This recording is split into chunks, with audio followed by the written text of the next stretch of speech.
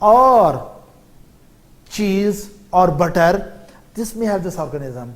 So when mothers, a woman who is pregnant, if she takes these things, this organism will very rapidly colonize, yes, colonize colon.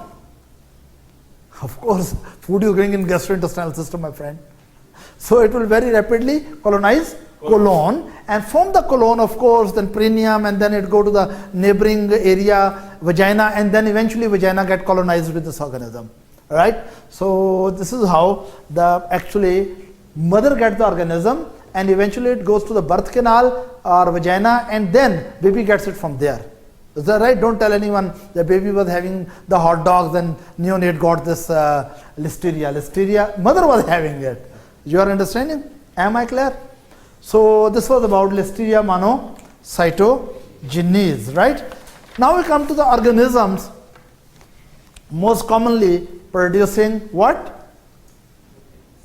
An infant, right? Infant which are more than 2 months.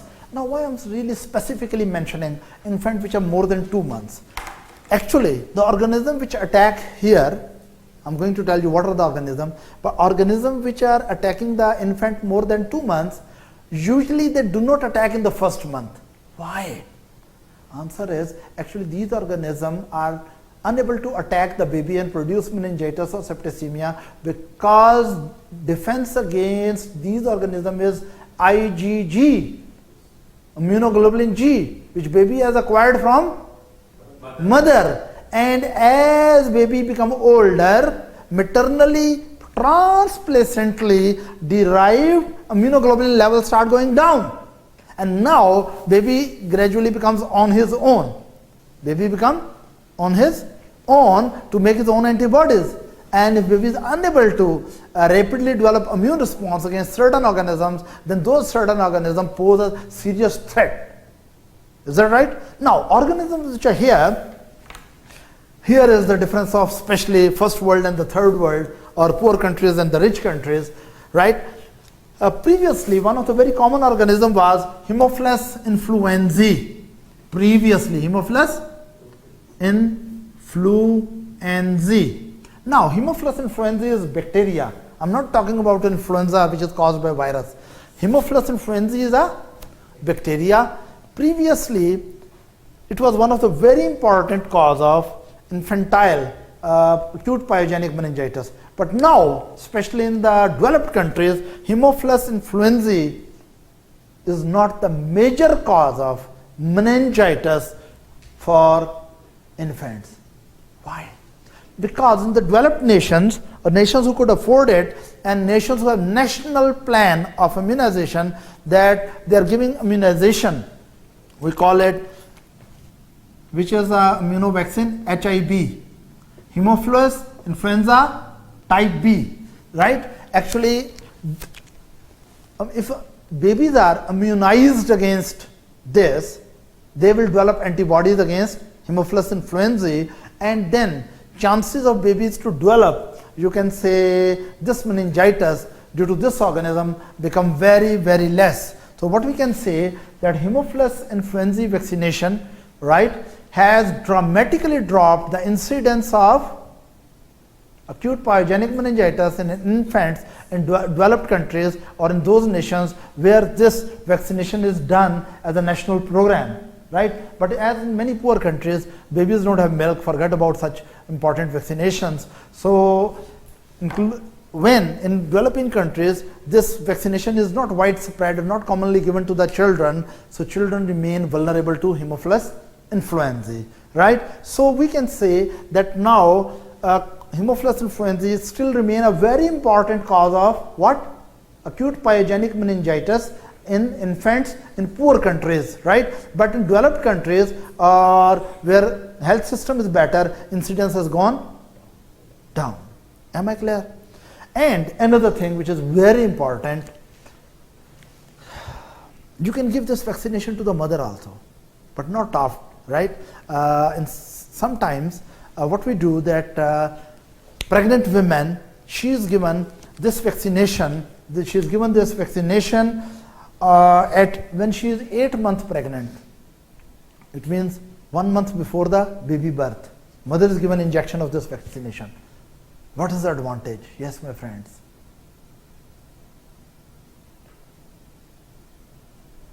Of course, we are making the antibodies in mother. And that number one, if IgG is made, that will cross transplacentally and go to the baby. More important than that, mother will make IgA, immunoglobulin, against Haemophilus influenzae. Again, let me repeat it. That if we give the baby, the pregnant women, around 8 months of pregnancy, we inject her with this vaccination, right, HIB. This vaccination can also force the maternal immune system not only to produce IgG against the H influenzae, but also IgA, right? And if mother makes IgA, what is the advantage to the baby and how? Yes, doctor. If mother make IgA, right, what is the advantage to the baby? How the baby will be protected against this organism? Yes, Dr. Karna. Okay, one way that transplacentally it will go, but there is another mechanism which also helps the baby. Yes, doctor. Yes, doctor. It can come through breast milk. Yes, very good. Why you are shying away? That's true. Breast milk, right? What really happens that IgA antibody which mother produces, right? This is antibody is secreted within the GIT, within the respiratory system, urogenital system, and IgA is also secreted into milk. So if baby is on mother milk, right? So every day mother is giving these antibodies to the baby. We gave injection to the mother when she was pregnant for 8 months, and mother started making IgA as soon as baby is born. If mother is feeding the baby on breast milk, then through the breast milk this antibody come into breast milk, and if baby is receiving this antibody, of course baby will be protected against it. Am I clear to everyone? Right. So due to these reasons, H influenza, especially in those countries where medical care is better, is not the now major cause of acute pyogenic meningitis in infants. Now the most common organism is, yes, now presently the most common organism in infants, especially in the developed countries, is Streptococcus pneumoniae. Streptococcus pneumoniae. Here I should mention one more thing.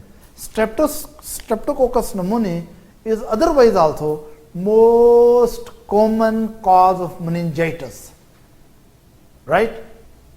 If you take the total cases of meningitis in a community from infant up to the old age, Streptococcus is the single most important cause of meningitis. Is that right?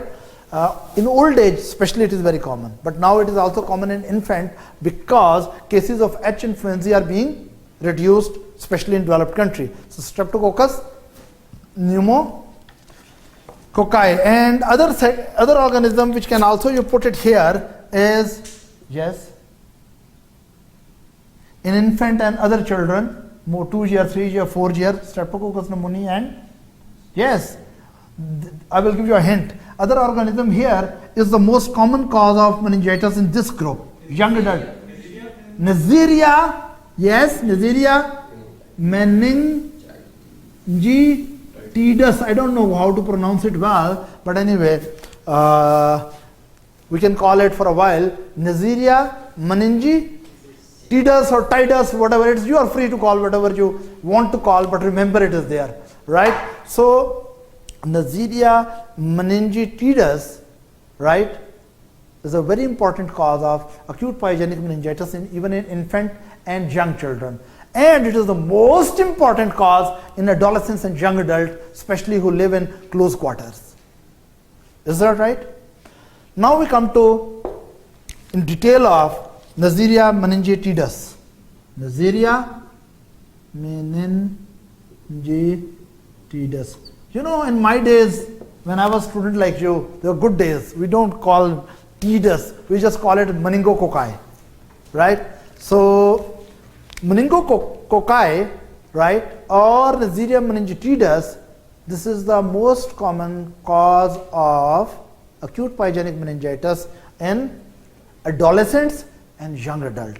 And after that, in adolescent group also, you can put streptococci. You can put Streptococcus pneumoniae. But you can put Streptococcus pneumoniae. But here it puts a very heavy burden in very old age. Streptococcus pneumoniae produce very heavy burden in old age, right? Now, few words about Neisseria meningitidis, because this is a very important organism. Sometimes it produces meningitis in a sort of epidemic, so multiple cases come in clusters, and sometimes big human tragedies occur. You know, in 1996, in sub-Saharan Africa, 250,000 people developed acute pyogenic meningitis with Neisseria meningitidis, and about 25,000 patients died. That was the biggest recorded in human history, the biggest meningitis epidemic, right, in sub-Saharan Africa in 1996. There are a few more important things and dangerous things about it. Number one, Neisseria meningitis produces very severe meningitis, and this is a kind of meningitis which can kill the patient sometimes in hours and rarely in minutes. Patient just come to you, or even many times patient don't reach to the doctor. They are just telling their family people who are having severe headache, and then gradually they develop drowsiness or dizziness or fluctuating conscious level, and with that rapidly appearing petechial rashes, and even before they are taken to the proper medical facility, some of these patients die.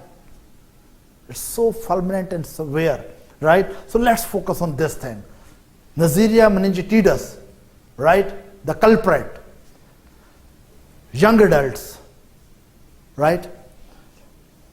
From where this organism come? Yes, who will tell me? From where this organism come? And don't tell me it come from vagina now. Yes. Nasopharynx.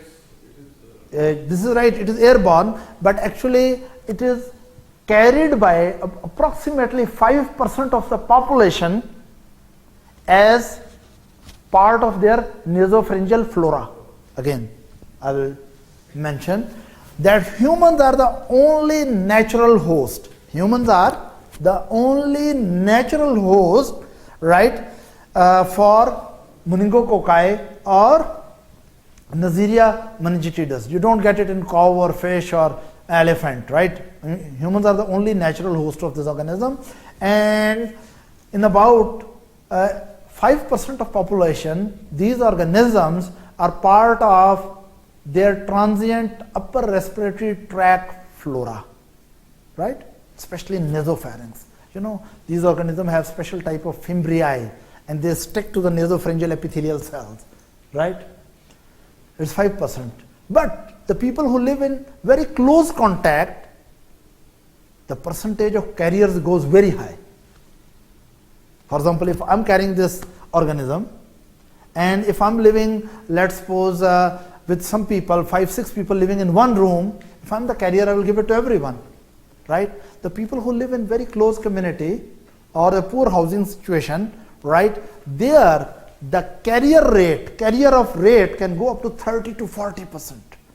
Of course, this will be more true about the poor countries and poor localities, or where people are living together very closely, like military barracks or police barracks, or in college dormitories, right, where many students live together, right?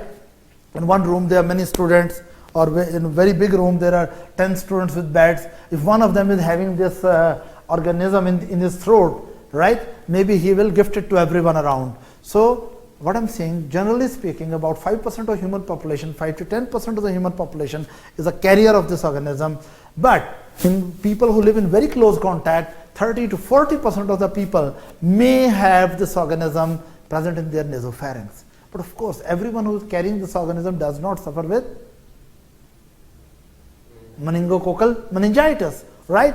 There are many steps which eventually lead to that situation. But here I would like to mention one thing, that about this organism also, now we have vaccination programs. right? Vaccination programs, and those vaccination, there's a polyvalent vaccine, where is this meningitidis? Polyvalent, right? Which has A, C strain or type, A, C, W135 and Y. Against these, right, this is a vaccination, polyvalent vaccination, which is made so that it can protect the person against type A, C, W135 and Y. If you cannot remember all these, no problem. But remember, there is a vaccination against meningococci, and this vaccination is actually recommended for every young adult. Of course, everyone in the world is not getting it, but at least it is recommended for every young adult. Every young adult or every adolescent must get a shot of this vaccination, right? And this vaccination, when it is not available or many people don't get it, right, then of course they become vulnerable to this organism. Now there's one more question. One way to prevent this is by vaccination. There's another way to protect. Sometimes what happens that, let's suppose you have one patient with meningococcal meningitis. Now this is very important. Listen it with your both ears, right? You end up with a patient who has meningococcal meningitis, acute pyogenic meningitis. You know, the first thing should come that you have to give antibiotic immediately to this person, young man.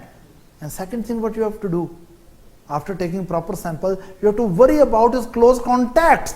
Before coming to hospital, maybe he has given to his family members or friends or boyfriend, girlfriend, wife, husband, or secret friend, whatever, right, or children. So what happened that because this lives in the nasopharynx, and when you are sneezing or coughing, right, it can come out, or kissing, right, it can reach to the other person, right? So close contacts should be protected. So when you receive a patient who has a well-documented case of acute pyogenic meningitis by Neisseria meningitidis, right? Of course, you are going to treat the patient appropriately, but you have to take care of the close contacts, because organism has gone to the close contact people, family members, friends who are very close. How you will protect those close contact? Question goes to, yes, doctor. How would you, what you will do for the close contact of the index case? Index case is the patient who came, yes. Polyvalent. Oh, my friend, now you don't tell me polyvalent, because let's suppose if I get the, I'm not so young to get meningococcus, thank God. Okay, he's a young man. So if you get, God forbid, Neisseria meningitidis as an organism for your acute pyogenic meningitis, and if you have some, let's suppose, a girlfriend, right? We cannot give her vaccination, and vaccination will take long time, right, to produce antibodies. We have to do something that rapidly her throat should be clear of organism, because you have given to her or people around. Or if you have babies, maybe babies should be given something so that immediately kill the bacteria. You are already in hospital and your family or close contact need to be protected immediately, right? We cannot wait. We can give this, what is this funny thing? Vaccination, but it will take long time. We want to kill the organism immediately.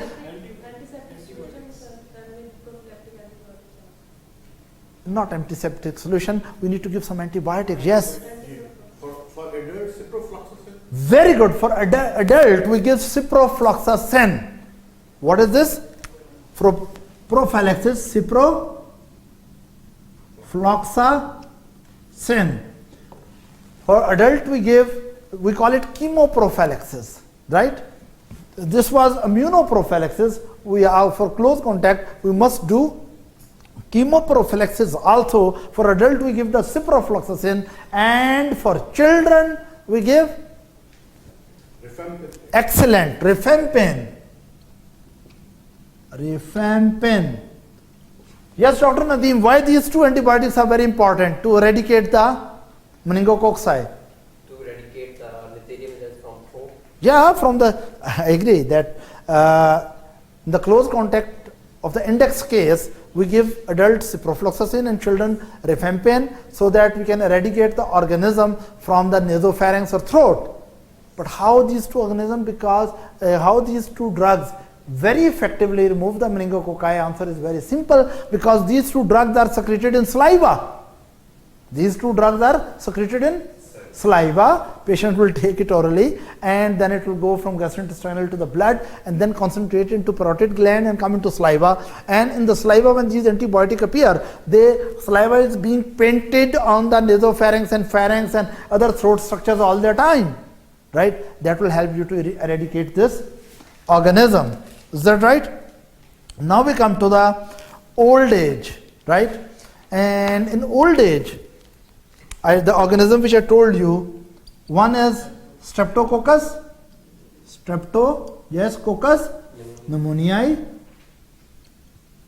pneumoniae, and other is, okay, old name of Streptococcus pneumoniae is pneumococcus. Yes, you are right. And other is Listeria. Again, this Listeria at the beginning of the life and at the end of life. Listeria monocytogenes, right? So streptococcal pneumoniae, right, especially older age, as your age become more and more, you become more vulnerable to this organism produced meningitis, especially the people who are alcoholic, right, or people who are asplenic, where spleen has been removed, because spleen help in producing antibodies against Streptococcus pneumoniae, right? Or the people who have a history of basilar skull fracture with rhinorrhea, basilar skull fracture with rhinorrhea or with CSF leak. From there also pneumococci or Streptococcus pneumoniae can enter into, reach to leptomeninges or CSF and produce a problem. Is that right? And then other is the Listeria we have already discussed. What is it? Gram positive, intracellular, anaerobic bacteria. Again, in old age people, from where they will get unpasteurized milk, unpasteurized cheese, unpasteurized butter.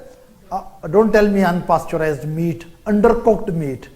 Deli meats, or you can say undercooked hot dogs. Again, you remind me of the hot bitches, right? Let's have a break and then we'll go into detail the pathogenesis of meningitis.